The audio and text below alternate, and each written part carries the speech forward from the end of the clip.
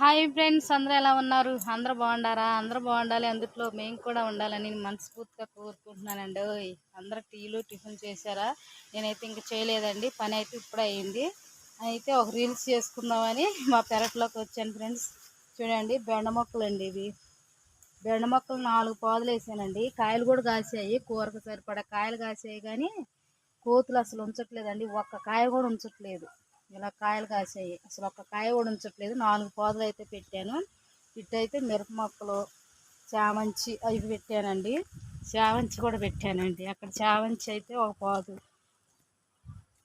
ఉందండి. ఇప్పుడైతే బీరతీగ, ఇప్పుడే చిన్నదేనండి, బీరతీగ పెద్దదవుతుంది.